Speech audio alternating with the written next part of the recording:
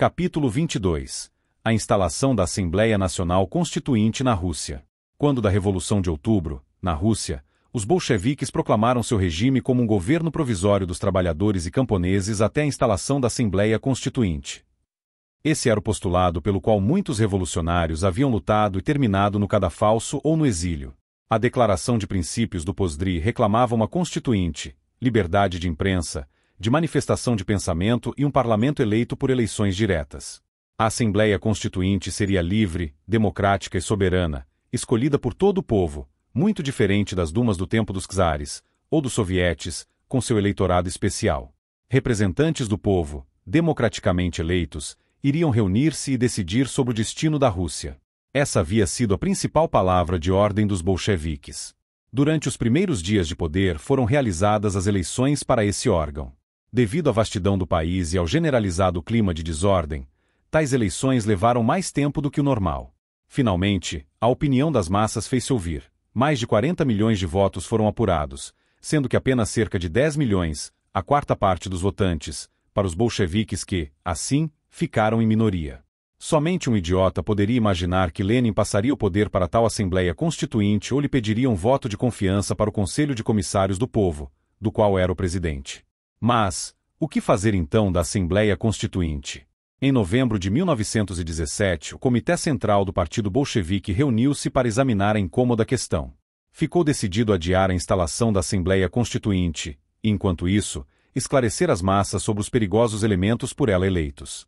Foi alegado que o Partido dos Cadetes, um dos majoritários, era formado por inimigos do povo.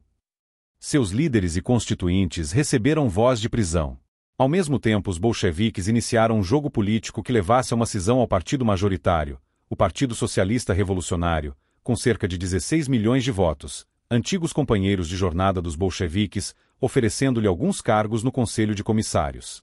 Finalmente, a 5 de janeiro de 1918, a única Assembleia Representativa livremente eleita na história da Rússia reuniu-se. Seus membros foram severamente advertidos de que toda tentativa de qualquer partido ou organização para se assenhorear das rédeas do poder estatal seria encarada como uma ação contra-revolucionária. Um funcionário do Partido Bolchevique mostrou-se mais específico, ao ser indagado sobre o que aconteceria se os membros da Assembleia se manifestassem contra os bolcheviques. Primeiro nós tentaremos dissuadi-los, se persistirem, nós os fuzilaremos. No dia da instalação da Assembleia, Petrogrado parecia uma cidade sob estado de sítio. Destacamentos de soldados e marinheiros de confiança guardavam os pontos estratégicos.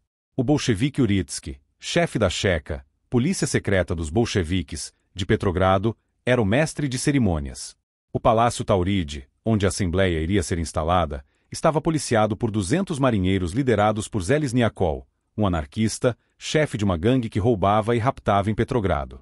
Ele era o elemento indicado para vigiar a Assembleia, pois se viessem a ocorrer incidentes, estes seriam imputados aos anarquistas. Chernov, líder do Partido dos Camponeses, eleito presidente da Assembleia, começou seu discurso. Nas galerias, os marinheiros, impacientes, entretinham-se fazendo pontaria com suas armas na cabeça do orador.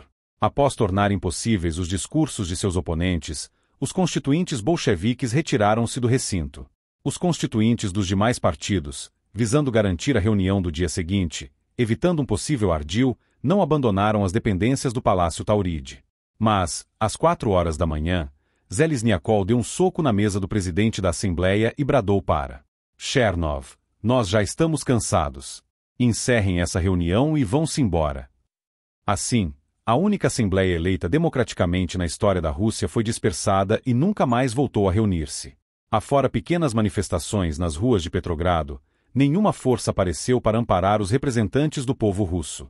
A Assembleia foi, então, oficialmente dissolvida pelo Comitê Central do Congresso dos Sovietes. No decreto de extinção foi alegado que havia indícios de que a Assembleia Constituinte poderia ser apenas uma camuflagem para a luta dos contra-revolucionários visando a derrubada do poder soviético. O destino dado à Assembleia Constituinte demonstra a rápida erosão de quaisquer sentimentos democráticos remanescentes entre os adeptos de Lenin. Também, ao contrário do que aconteceu em outubro, quando da luta pela derrubada do governo de Kerenki, nenhum bolchevique argumentou em favor da ampla coalização de todo o povo. O governo de um partido único tornou-se, assim, a norma aceita e inquestionável na União Soviética e nos demais países em que, Pela força, os comunistas se instalaram.